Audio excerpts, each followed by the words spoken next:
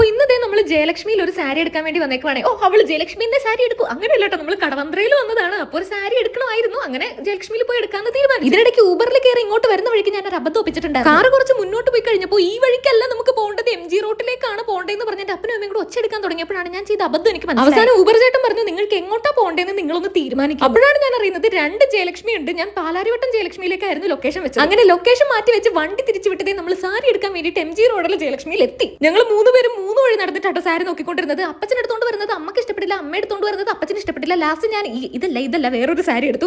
ഈ സാരി എടുത്തിട്ട് പറഞ്ഞു ഇത് കൊള്ളാം, ഇത് മതിയെന്ന്. പക്ഷേ എനിക്കല്ല കേട്ടോ സാരി എടുത്തത്, നമുക്ക് വേറൊരു ആവശ്യം ഉണ്ടായിരുന്നു, അതിന് വേണ്ടിയിട്ടാണ് സാരി എടുക്കുന്നത്. ഇതിനിടയ്ക്ക് നോക്കിയപ്പോൾ എൻ്റെ അമ്മേനെ കാണാനില്ല. അപ്പോഴേ ഞാൻ വിചാരിച്ചു അപ്പുറത്തെ സൈഡിലുള്ള സാരിയുടെ ഇടയിൽ ഉണ്ടാവുന്നത്. ഞാൻ വിചാരിച്ച പോലെ തന്നെ അവിടെ ഉണ്ടായിരുന്നു. അവിടെ ഈ 2 ബ്ലാക്ക് സാരി പിടിച്ചോണ്ട് നിൽക്കുമായിരുന്നു. ഇത് വേണമെന്ന് പറഞ്ഞിട്ട് അങ്ങനെ ആ ഒരു ബ്ലാക്ക് സാരി നമുക്ക് വാങ്ങി. പിന്നെ ഞാൻ ഇപ്പുറത്ത് നോക്കിയപ്പോഴേക്കും ഇവിടെ ഇങ്ങനെ ഗൗണൊക്കെ ഇട്ടിട്ടുണ്ടായിരുന്നു.